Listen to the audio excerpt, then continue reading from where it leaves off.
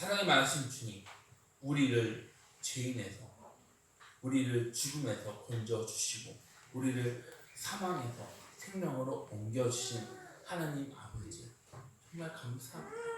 우리가 자격이 있어서 하나님으로부터 구원받은 게 아닙니다. 우리가 하나님으로부터 은혜를 받았다는 것은 하나님의 무한하신 은혜입니다. 은혜이시. 그래서 우리가 한 것은 아무것도 없지만 우리가 해야 할 것은 감사하면서 나아가야 합니다. 주님, 우리를 불러주신 은혜에 늘 기억하면서 살아갈 수 있는 우리 성도님들이 되어질 수 있도록 아버지 주님께서 인도하여 주시옵소서. 아버지, 우리는 연약합니다. 우리는 정말 쓰러질 수밖에 없는 그런 존재들인데 그런 우리들을 언제나 변함없이 붙잡아 주시고 다시 세워주심에 감사합니다. 주님, 특히 오늘 어버이 주일입니다. 어버이 부모님들이 우리를 위해 수고하신 그 헌신, 사랑을 다시 한번 기억하면서 그 사랑과 헌신을 통해 주님의 은혜를 다시 한번 깨달을 수 있는 오늘 우리 성도님들이 되어줄 수 있도록 아버지 주님께서 인도하여 주시옵소서. 아버지, 이 예물을 주님께 올려드립니다. 이 예물을 주님께서 기쁘게 받아 주시옵소서. 아버지, 주님, 우리가 하는 그 모든 일은 우리를 위해서 하는 것이 아닙니다. 전부 다 주님을 위해서 할 수 있게 우리 마음을 주님에게 옮겨 주시옵소서. 주님께서 우리가 하는 그 일에 내 이름을 높이는 것이 아니라 오직 주님만을 높이면서 살아갈 수 있는 우리 성도님들이 되어질 수 있도록 아버지 주님께서 인도하여 주실 줄 믿습니다.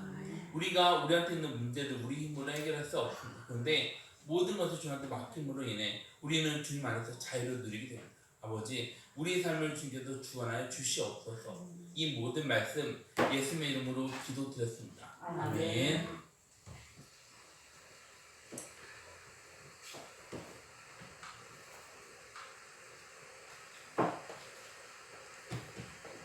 이 시간 부모의 마음, 이 말씀으로 은혜를 나누자 하겠습니다. 5월달은 가정의 달입니다. 오늘은 자녀들을 향한 부모의 마음입니다. 누가복음 15장 1절에서는 세리하고 죄인들의 말씀 듣기 위해 예수님한테 나왔습니다. 예수님은 세리, 죄인들을 상관하지 않고 하나님의 말씀을 가르쳐 주십니다. 예수님의 그런 모습을 본 바리새인들은 예수님을 원망합니다. 이 사람의 죄를 영접하고 음식을 같이 먹는다. 바리새인들은 조상의 유전이나 율법의 기초를 지키지 못한 사람들을 죄인으로 인정했습니다. 대표적으로 누구입니까? 바로 세리하고 죄인들입니다. 그럼 바리새인들이 지목한 죄인은 누구입니까? 창녀입니다. 비도덕적으로 찍힌 사람들입니다.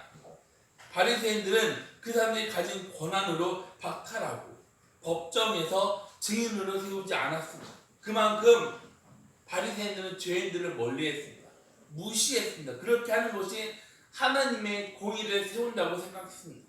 죄인들을 철저하게 왕따시켰습니다. 세리하고 죄인들의 집중 경제 대상입니다.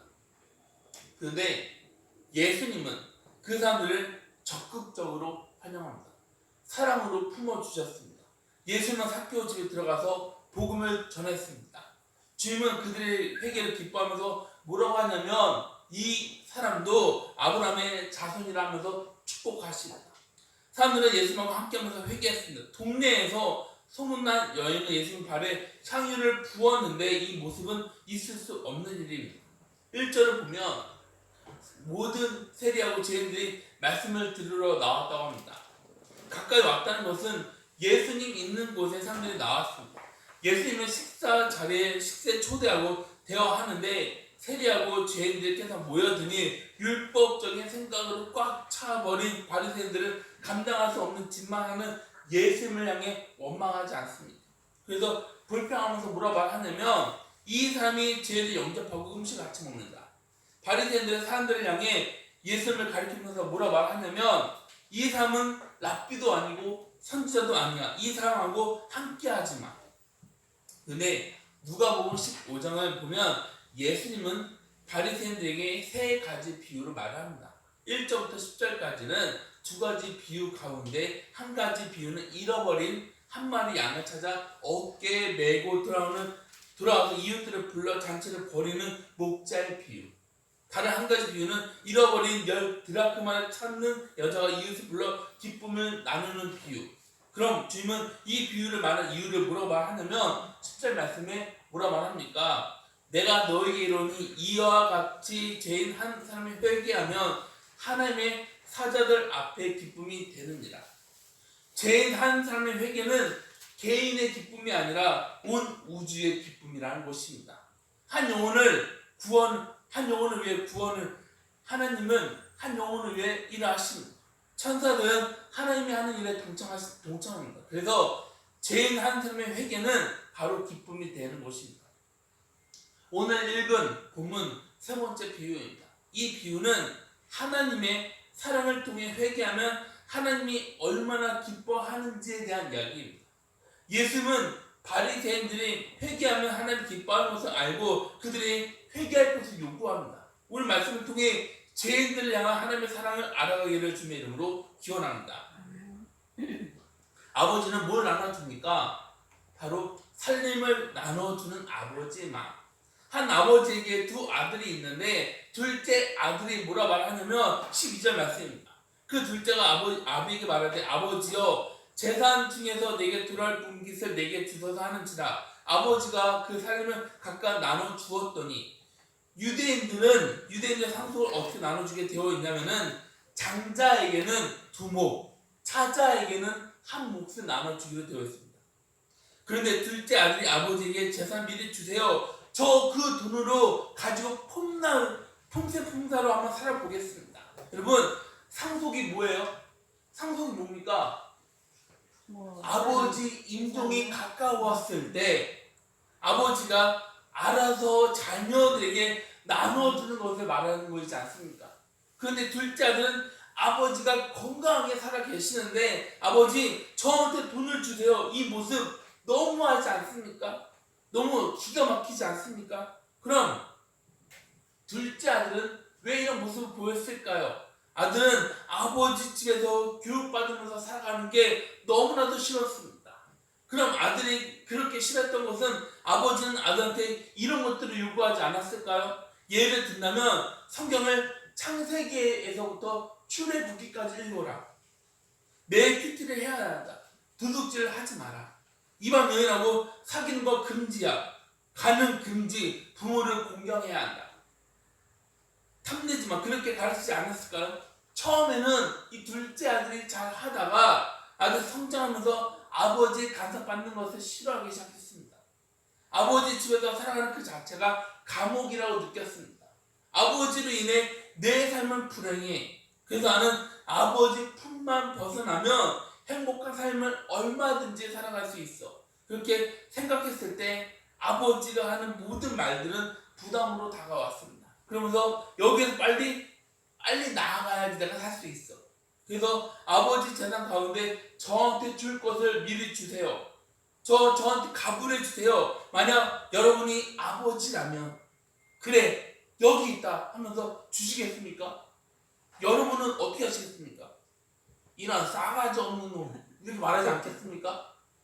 내 눈에 흙이 들어가기 전까지 너한테 돈을 절대 못 준다 하면서 썩 물러가라 이놈아 하지 않겠습니까? 그런데 이 아버지는 어떻게 하냐면 12절 후반에 보면 뭐라 말합니까? 아버지가 그 살림을 각각 나누어 주었더니 아버지는 상속법대로 아들에게는 두 목, 둘째 아들에게는 한 목을 줬습니다. 돈을 받으면 마음대로 할 수 있다고 생각하는데 유대인 법에는 아버지가 살아있는 동안에는 그 돈을 마음대로 사용할 수가 없습니다. 그 돈을 사용하려면 아버지한테 동의를 구해야 합니다. 그런데 13절 말씀을 보면 뭐라 말합니까? 그 후 며칠이 안 되어 둘째 아들의 재물을 다 모아가지고 먼 나라에 가 거기서 허랑방탕하여 그 재산을 낭비하더니 둘째는 그 돈을 가지고 먼 나라로 갔습니다. 먼 나라로 갔다는 것은 아버지 간섭이 없는 곳을 말하는 것입니다. 여러분이 아버지라면 재산을 미리 나눠주시겠습니까? 내 눈에 흙이 들어가기 전까지 미리 줄 수 없다 말하지 않겠습니까? 근데 아버지는 살림을 미리 나눠줬습니다. 살림을 나눠주면 살림을 팔아서 집을 나갈 거 몰랐을까요?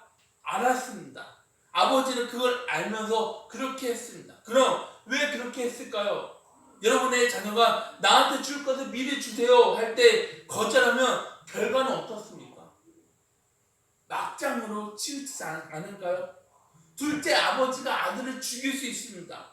우리나라에서 그런 일들이 얼마나 많이 일어났습니까? 아들이 카드 빚을 지면 어떻게 합니까? 여러분 카드 빚을 지면 어떻게 해야 돼요? 갚아야 되지 않나요? 근데 이 아들이 아버지 저한테 돈 좀 미리 좀 주세요. 제가 그 돈으로 빌린 돈 갚을게 했는데 아버지가 돈을 줄 수 없다고 하자 아버지를 실제로 죽인 사건이 우리나라에서 일어났습니다. 아버지는 둘째 아들이 많은 재산을 관리할 능력이 없다는 것을 알았는데 그거 줬습니다. 돈을 가진 아들하고 원수가 되는 것보다 돈을 다 잃더라도 그 아버지하고 자녀의 관계를 중요하게 생각했다는 것입니다. 재물을 다 잃어버려도 사랑하는 아들을 잃어버리고 싶지 않았습니다. 돈을 중요하게 생각해서 자녀하고 인연을 끊어버리는 부모 있습니다. 부모하고 관계를 끊어버리는 자녀가 있습니다. 그런데 이 아버지는 돈이 아니라 사랑을 중요하게 생각했습니다. 돈을 얼마든지 벌 수 있습니다. 그런데 사랑하고 관계는 한번 깨지면 회복되는 게 너무나도 어렵습니다. 아들이 돈을 다 잃어도 언젠가 아버지의 사랑을 기억하면서 돌아올 수 있다. 열린 마음으로 아버지는 아들에게 돈을 줬습니다. 이 세상에서 그런 아버지 찾아볼 수 있을까요? 없습니다. 오늘 본문에 등장하는 아버지는 하늘에 계신 우리 아버지입니다. 하나님은 우리를 창조할 때 우리에게 자유를 주셨습니다. 이 자유는 하나님을 아버지를 섬길 수도 있고 섬기지 않을 수도 있습니다. 그렇게 자유로운 상태인 자발적으로 하나님을 섬길 때 하나님은 가장 기뻐하십니다. 억지로 하나님을 섬기게 되면 율법적인 관계를 넘을 수 없습니다. 하늘에 계신 우리 아버지는 우리 마음과 성품, 힘을 다해 자발적으로 하나님을 사랑하는 것을 원하십니다.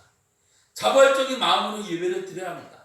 자발적인 마음으로 예배를 드릴 때 하나님을 가장 기뻐하십니다. 우리가 하나님의 뜻을 거절하고 떠나려고 할 때 다양한 이유로 말리지만 우리가 고집을 계속해서 부리게 되면 하나님은 허락하는데 하나님이 허락하는 이유는 힘이 없어서 허락하는 겁니까? 아닙니다. 하나님께서 보내주시는 이유는 하나님의 사랑을 깨달으면서 돌아오는 마음으로 보내주시는 것입니다. 21절부터 22절 말씀 보면 아들이 이르되 아버지 내가 하늘과 아버지께 죄를 지었사오니 지금부터는 아버지의 아들이라 일컬음을 감당하지 못하겠나이다. 하나 아버지는 종들에게 이르되 제일 좋은 옷을 내어다가 입히고 손에 가락지를 끼우고 발에 신을 신기라. 둘째 아들이 아버지 집에 돌아왔을 때 아들 신분을 박탈당했습니까? 아니요. 박탈이 아니라 관계가 회복되었습니다. 아버지의 사랑을 깨달아서 온 마음으로 아버지 뜻에 순종하면서 살아가게 되었습니다. 아버지 집에 돌아왔다는 그 자체가 얼마나 큰 행복이면서 축복인지를 알게 되었습니다. 아버지가 원하는 것, 하나님이 원하는 게 바로 그런 관계이지 않을까요? 아버지는 어떤 마음으로 이 나간 아들을 기다렸습니까? 애간장을 태우면서 기다리는 아버지의 마음. 13절 한번 보세요. 그 후 며칠이 안 돼 둘째 아들의 재물을 다 모아가지고 먼 나라에 가고서 허랑방탕하여 그 재산을 낭비하더니 둘째 아들 재산을 챙겨 나갔습니다. 둘째 아들은 아버지 집 고향에서 농사를 지으면서 살아가는 거에는 관심이 없었습니다. 시골에서 살아가는 자체가 낭비라고 생각했습니다. 나는 시골 여기서 살아갈 수 있는 놈이 아니야. 나는 도시에서 살아가야 하는 그런 놈이야. 아버지 간섭에 미치지 못하게 되면서 내 마음대로 살아가고 싶었습니다. 내 힘으로 성공해서 아버지 앞에서 당당하게 서고 싶었습니다. 그런데 어떤 삶을 살아가냐면 허랑방탕하게 살아갑니다. 아버지로부터 받은 것을 다 잊어버렸습니다. 이걸 NIV에서는 허랑방탕을 이렇게 표현합니다. 와일드 리빙, 거칠게 살아간다. 그럼 둘째 아들 처음부터 허랑방탕하게 살아가려고 그렇게 했을까요? 아니요. 둘째 아들 나갈 때 나는 반드시 성공할 거야. 아버지처럼 성공할 거야. 성공해서 돌아온다. 그런데 둘째 아들은 허랑방탕했습니다. 가진 거 다 잊어버렸습니다. 그럼 왜 잊어버렸습니까? 바로 세상 유혹을 이기지 못했습니다. 돈이 많으면 유혹은 끊이지 않습니다. IMF, 우리나라에서 벤처 기업들이 많이 등장했습니다. 그리고 30대 많은 젊은 사장들이 등장했습니다. 그런데 그 사장 가운데 유혹을 이기지 못해 쓰러진 사람들, 비리로 인해 감옥에 들어갔습니다. 돈은요, 함부로 사용하게 만드는 유혹이 있습니다. 여자 유혹은 끊이지 않습니다. 도박으로 많은 돈을 잃어버렸습니다.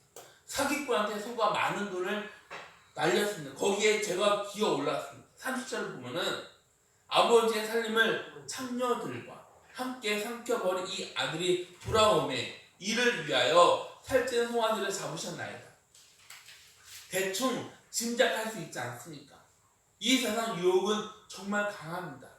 그럼 우리는 강합니까? 아니요. 우리는 약합니다. 우리는 잘 살아가려고 다짐합니다. 우리 의지가 그렇지 않습니까? 그런데 우리 의지는 완벽합니까? 아니요. 완벽하지 않습니다. 우리 의지는 늘 한계에 부딪힙니다. 도덕적으로 살아가려고 하지만 우리는 늘 넘어집니다. 그럼 왜 그럴까요? 우리 안에는 타락한 본성이 있다는 것입니다. 여러분, 둘째 아들이 악하다거나 불량하다고 생각하면 안 됩니다. 우리 안에 뭐가 있습니까? 욕심이 있습니다. 예수님도 우리 안에는 간음, 탐욕, 악독, 속임, 음탕, 흘기는 눈, 회망, 교만이 있다고 했습니다. 마가복음 7장 22절 말씀 보면 간음과 탐욕과 악독과 속임과 음탕과 질투와 비방과 교만과 우매함이니 둘째 아들처럼 하나님의 품을 떠날 때 우리 역시 허랑방탕한 삶을 살아갈 수 없다는 존재라는 것입니다. 14절에 뭐라 말합니까? 다 없앤 후 그날에 크게 흉년이 들어 그가 비로소 궁핍함지라. 그 나라에 흉년이 들었습니다. 그럼 흉년은 한 지역에만 듭니까? 아니요. 그 나라 전체에 듭니다. 이제까지 부족함이 없이 즐거웠습니다. 자유를 누리면서 살아왔습니다. 그런데 뭐라고 해요? 비로소 궁핍함을 느꼈습니다. 돈이 많을 때 곁에 친구들 많습니다. 그런데 돈이 없자 친구들은 둘째 아들을 외면합니다. 여자들도 둘째 아들을 버렸습니다. 둘째 아들 돈이 없자 도와주는 사람이 한 명도 없었습니다. 둘째 아들 어떻게 됩니까? 15절부터 16절 보면 가서 그 나라 백성 중 한 사람에게 붙여사니 그가 그를 들로 보내어 돼지를 치게 하였는데 그가 돼지 먹는 지역 열매로 배를 채우고자 하되 주는 자가 없느니라. 둘째 아들의 삶은 최악입니다. 이방인한테 붙어 살아가야 합니다. 거기에서 종으로 살아가야 합니다. 그리고 유대인들이 가장 불결하게 생각하는 돼지 업자종 노릇을 해야만 했습니다. 이건 수치스러운 삶입니다. 그것만 아니라 돼지가 먹는 지역 열매를 배를 채우려고 했는데 그것마저 주는 사람이 없었습니다. 둘째 아들은 최저 시급 보장받지 못해 굶어 죽게 생겼습니다. 그는 아버지 간섭에서 벗어나 자유를 누리기 위해 거기에서 종으로 전략합니다. 돈을 뿌리면서 살아갈 때는 사람들은 둘째 아들을 주변에서 몰려들었습니다. 같이 먹고 마시면서 즐겼습니다. 그런데 둘째 아들이 거지가 되었을 때 사람들은 그 둘째 아들을 보고 비웃었습니다. 관심을 주지 않았습니다. 아버지 집을 떠난 둘째 아들의 모습, 하나님 떠난 사람들의 비참한 모습이라는 것입니다.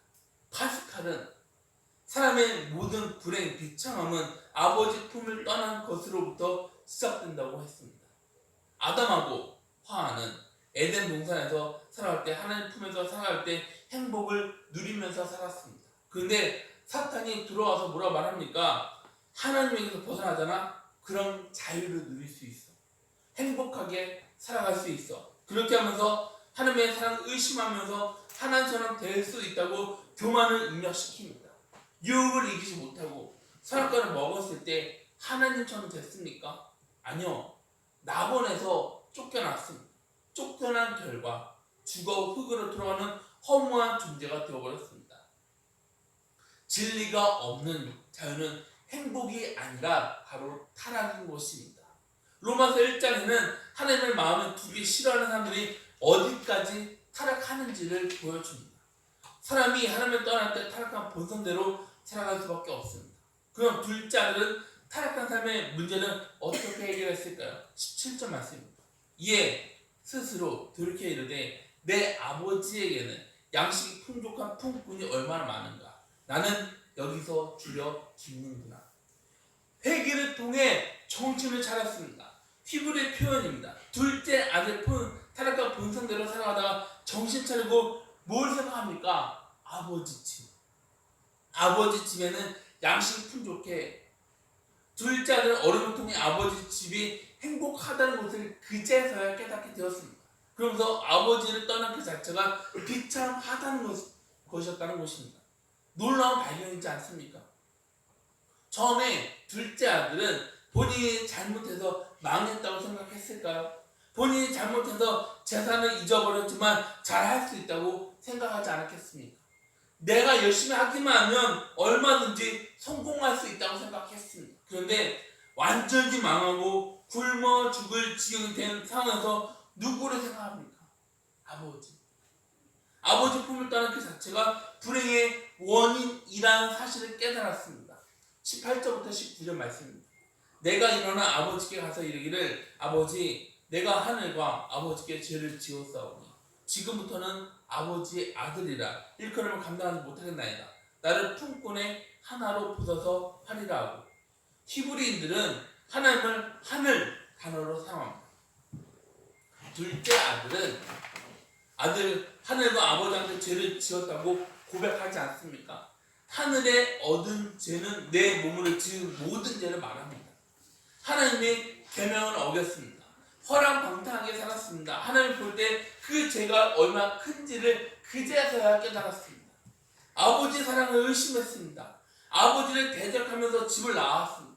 내가 나올 때 내 이름을 부르면서 말리던 아버지 모습이 생각났습니다. 그렇게 했던 내 모습이 아버지를 얼마나 슬프게 했던 죄인인지 그제서야 깨닫게 되었습니다. 처음에 집을 나올 때 아버지 품을 벗어날 때 너무나도 좋았습니다. 가지고 있던 돈을 다 사용해서 굶어 죽을 지경입니다. 돼지를 치면서 아버지의 사랑을 알았습니다. 우상 숭배하지 마라. 마음과 성품, 힘을 다해 하나님만을 사랑해라. 간음하지 마라. 이방 여인은 가까이 하지 마라. 탐심을 버려라. 말씀의 소중함을 깨달으면서 아버지의 사랑을 알게 되었습니다. 그리고 나는 아버지 아들이 아니라 죄인임을 깨달았습니다. 그래서 나를 종으로 생각해 달라고 그렇게 살아가면 된다고 생각합니다. 20절에 뭐라 말합니까? 이에 일어나서 아버지께 돌아가니라. 일어나서 돌아갔다. 이 말은 회개인 것입니다. 회개는 repent. 이건 turn again. 아들이 있던 자리에서 일어난 아버지께 돌아가는 그 자체가 바로 회개를 가리키는 것입니다. 여기에서 일어났다는 말은 죽었다가 다시 살아난 것을 말합니다. 둘째 아들은 아버지 품을 떠났을 때 죽은 자입니다. 그런데 이제 아버지 품으로 돌아옴으로 인해 살아났습니다. 그게 바로 회개인 것입니다. 그런데 아버지 집으로 돌아오려 하는데 마음에는 갈등이 있지 않았을까요? 본인이 한 행동이 있습니다. 내가 그렇게 했는데 아버지가 나를 받아주실까? 나를 받아주지 않으면 어떻게 하지? 나는 아버지 평생 모은 재산을 다 써버렸어. 아버지 볼 면목이 하나도 없어. 그러면서 아버지에게는 많은 종들이 있는데 그 종들은 나를 어떻게 볼까? 종들은 내가 종이 되면 종은 나한테 해코지하지 않을까? 나를 가만히 내버려 두지 않을까 하면서 발걸음은 떨어지지 않았겠지만 그런 상황에서 이 둘째 아들은 누구를 생각합니까? 아버지. 나한테 재산을 나눠주고 나를 아껴주고 나를 사랑해주던 아버지의 사랑이 생각났습니다. 아버지는 지금도 나를 기다리고 있지는 않을까? 아버지를 생각하면서 돌아갈 수 있었습니다. 그렇게 둘째 아들이 집으로 돌아오고 있었습니다. 그런데 어떤 일이 일어납니까? 20절 말씀입니다. 20절 중반에 보면 아직도 거리가 먼데 아버지가 그를 보고 칠기역에 달려가 목을 안고 입을 맞춥니다. 거리가 멀었습니다. 그런데 아들이 돌아오는 것을 아버지가 봤습니다. 그럼 아버지가 봤을 때 원수는 왜 나무다리에서 만나 하더니 오늘 너 죽고 나 살자. 그러면서 아버지가 나갔습니까? 아니요. 아들을 먼저 알아봤다는 것은 아버지는 아들이 매일 돌아오는 것을 기다리면서 아들이 나간 그 길에서 매일같이 아들을 기다렸다는 것입니다. 아버지는 아들을 포기할 수 없었습니다. 내 문을 열어놓고 놓은 채 아들이 돌아오기만을 기다렸습니다. 그러면서 저기를 봤는데 저 멀리에서 드디어 아들 모습이 보였습니다. 아들 모습이 거지 중에서 산거지입니다. 아버지는 아들 봤을 때 너무 불쌍해서 견딜 수가 없었습니다. 그래서 바로 달려가서 아들 목을 안고 입을 맞췄습니다. 아들 입은 한 번만 맞추고 끝낸 게 아닙니다. 여러 번 입을 맞췄습니다. 돌아온 아들 향해 아버지 기쁨이 얼마나 큽니까? 그런데 아들은 이런 상황에서 내가 죄를 고백하면 벌을 받지 않을까? 혼나지 않을까? 그래서 이 아들이 뭘 생각합니까? 나를 종으로 받아라. 그런데 아버지는 아들 말을 듣기 전에 아들을 이미 용서해 주셨습니다. 사랑하는 마음으로 아들을 맞아 주셨습니다. 아버지 용서는 아들의 죄를 고백하면서 용서받는 것이 아니라 아들이 돌아온 자체로 말이 필요가 없습니다. 이게 진정한 용서이지 않을까요? 아무 말 하지 않고 아들을 맞아줬다는 그 자체가 용서인 것입니다. 너 내 돈을 어떻게 사용했냐? 어떻게 해서 다 잊었냐? 그렇게 놀아서 좋았냐? 그걸 따진 것이 아니라 아들이 돌아왔다는 그 자체로 용서했다는 것입니다. 아버지 용서는 고백 전에 이미 이루어졌습니다. 어떤 죄를 지었든지 상관없습니다. 여러분이 지금 겪는 고통이 있습니다. 불행합니다. 그건 아버지 품이 아니라 이 세상으로 나아갔다는 것을 깨닫고 돌아오시기 바랍니다. 그럼 아버지는 우리를 다시 맞아 주십니다. 하나님은 지금도 아버지의 품을 떠난 자녀들이 돌아오기만을 기다리고 계십니다. 그리고 자녀가 돌아왔을 때 아버지는 어떻게 합니까? 큰 잔치를 벌이면서 즐거워하는 아버지 마음. 21절부터 23절 말씀입니다. 아들이 이르되 아버지 내가 하늘과 아버지께 죄를 지었사오니 지금부터는 아버지의 아들이라 일컬음을 감당하지 못하겠나이다 하나 아버지는 종들에게 이르되 제일 좋은 옷을 내어다가 입히고 손에 가락지를 끼우고 발에 신을 신기라 그리고 살찐 송아지를 끌어다가 잡으라 우리가 먹고 즐기자. 둘째 아들은 나를 보고 달려와서 안아주고 입을 맞추면서 기뻐하는 아버지 모습을 보면서 용서를 깨달을 수 있었습니다. 사랑을 깨달을 수 있었습니다. 그런데 나는 용서받을 수 없는 죄인입니다. 용서받을 수 없어 아버지라 부를 수 없습니다. 그런데 아버지는 아들이 돌아왔다는 그 자체만으로 기뻐하십니다. 그래서 제일 좋은 옷을 입힙니다. 손에 아버지 집에서 가장 좋은 옷을 입혔다는 것은 아들의 죄를 용서해 줬다는 것입니다. 손에 반지를 끼워줬습니다. 그건 아들의 권위가 아버지 아들의 표시라는 것입니다. 신을 신겨줬습니다. 종들은 맨발로 다녔지만 아들은 신발을 신었습니다. 이 세 가지 옷, 반지, 신은 아들이 존귀하다. 아버지는 아무 조건 없이 아들의 권리를 회복시켜줬습니다. 둘째 아들은 모든 것을 다 회복했습니다. 돼지가 먹는 지원 열매를 먹으려고 했는데 그걸 먹지 못했습니다. 굶어 죽겠다고 생각한 사람이 아버지 품에 돌아왔을 때에는 어떤 대우를 받습니까? 바로 황폐잖아. 그럼 그걸로 끝입니까? 아닙니다. 중요한 게 뭐냐면 아버지하고 관계가 다시 회복되었다는 것입니다. 예전에 둘째 아들은 불평을 털어놨습니다. 좋은 옷을 입고 신을 신었습니다. 그런데 기쁨이 없었고 감사가 없었습니다. 그런데 이제 모든 그 자체가 은혜라는 것입니다. 아버지 집에 머무는 그 자체가 아버지 은혜입니다. 아버지가 신발을 신겨줬습니다. 반지를 끼워줬습니다. 옷을 입혔다는 것은 아버지 사랑이라는 것입니다. 아들은 하나부터 열까지 감사하지 않은 게 하나도 없습니다. 아들은 아버지를 마음으로 존경하고 사랑하게 되었습니다. 온 마음을 다해 아버지 말씀에 순종하게 되었습니다. 아버지를 위하면 힘들고 어려워도 기쁨으로 할 수 있었습니다. 둘째 아들은 자동으로 아버지를 사랑하고 기쁨으로 섬기게 되었습니다. 그리고 아버지는 살찐 송아지를 잡아 뭐라 말합니까? 우리가 먹고 즐기죠. 원어에는 살찐 송아지라고 되어 있습니다. 이때 유대인들은 집에 귀한 손님이 왔을 때 특별한 때 키우던 살찐 송아지를 잡아 대접했습니다. 아버지는 아들이 돌아오면 잔치를 벌이기 위해 살찐 송아지를 준비했습니다. 이건 아버지가 얼마나 기다렸는지, 아들이 돌아온 것 자체가 얼마나 큰 기쁨인지 24절에 뭐라 말합니까? 이 내 아들은 죽었다가 다시 살아났으며 내가 잃었다가 다시 얻었노라 하니 그들이 즐거워하더라. 하나님은 우리 한 영혼이 회개하고 돌아오면 뭐라 말합니까? 7절에 보면 내가 너에게 이르노니 이와 같이 죄인 한 사람이 회개하면 하늘에서는 회개할 것 없는 의인 99로 말미암아 기뻐하는 것보다 더 하리라. 죄를 회개하고 하나님께 돌아올 때 하나님의 자녀로 누릴 모든 축복을 선물로 주십니다. 일방적인 하나님의 은혜라는 것입니다. 그리고 하늘에서는 큰 잔치가 벌입니다. 누가복음 15장 7절에 보면 내가 너에게 이르노니 이와 같이 죄인 한 사람이 회개하면 하늘에서는 회개할 것 없는 의인 99로 말미암아 기뻐하는 것보다 더 하리라. 예수님은 세리와 죄인들을 영접하고 그들하고 같이 먹고 마시는지를 말합니다.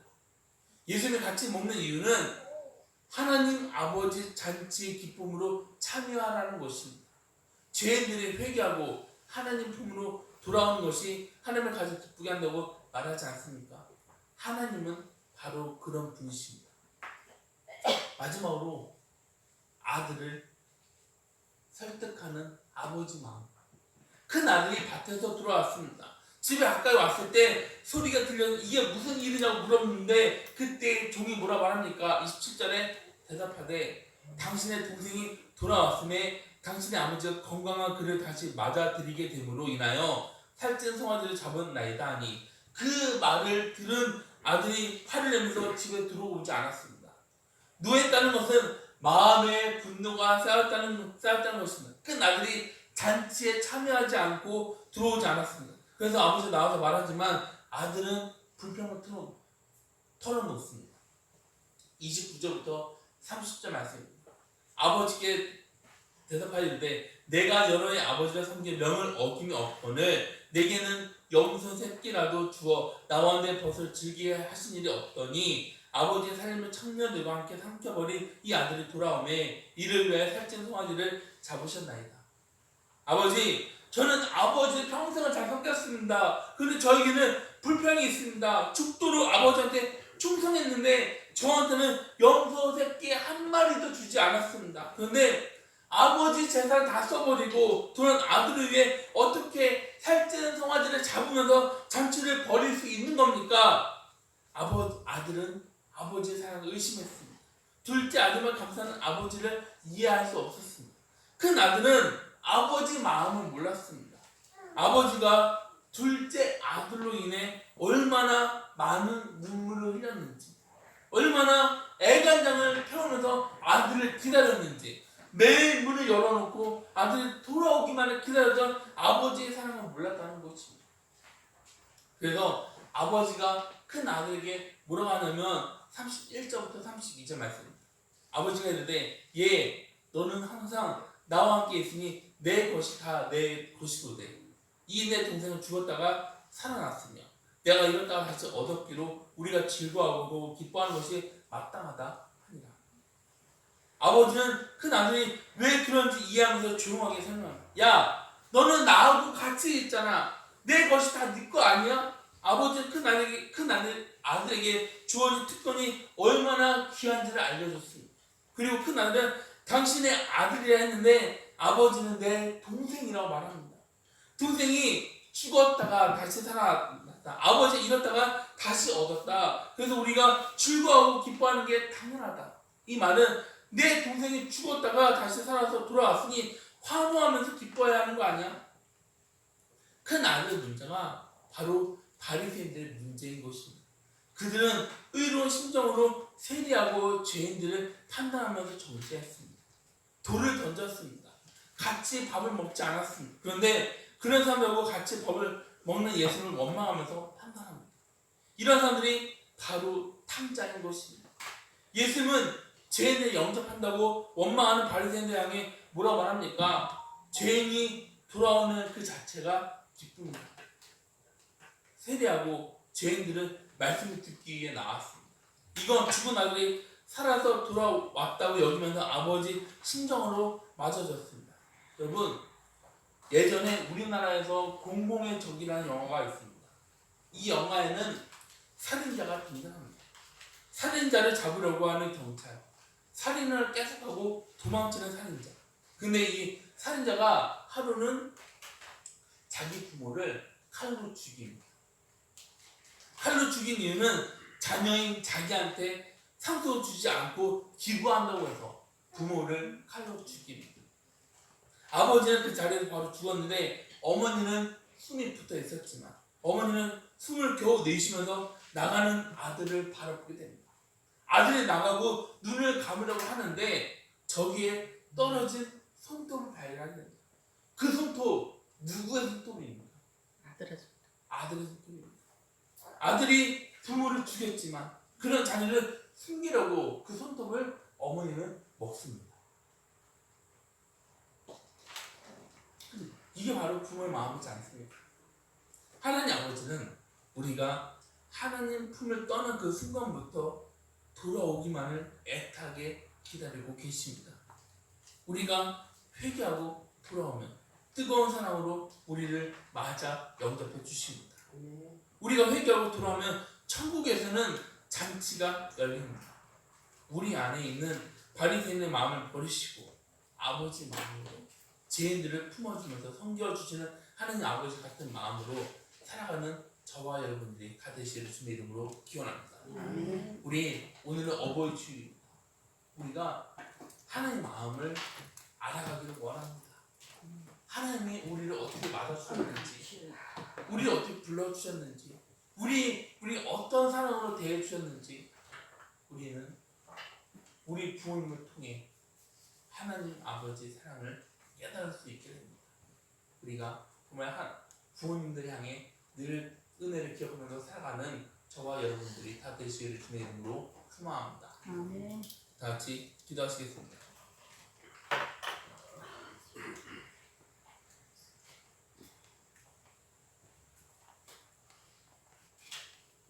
사랑의 말씀 주님, 아버지, 오늘은 어버이 주일입니다. 부모님들은 우리를 향해 우리를 위해 희생하십니다. 먹을 거를 먹지 않으시고 입을 거를 입지 않으시고 다 우리에게 주셨습니다. 주님, 우리는 부모님으로부터 사랑을 받았는데 그게 당연하다고 생각하면서 살아왔습니다. 그런데 그건 당연한 게 아닙니다. 바로 부모님은 하나님의 사랑을 우리에게 보여주셨습니다. 그래서 우리 또한 우리 자녀들에게 우리가 받은 부모님의 사랑을 물려줄 수 있는 우리가 되어질 수 있도록 아버지 주님께서 인도하여 주시옵소서. 주님, 우리를 붙잡아 주시옵소서. 우리 마음을 붙잡아 주시옵소서. 그래서 오직 하나님 한 분만 바라보면서 나아갈 수 있는 우리 귀한 성도님들이 되어질 수 있도록 아버지 주님께서 인도하여 주실 줄 믿습니다. 이 모든 말씀 예수님의 이름으로 기도드렸습니다.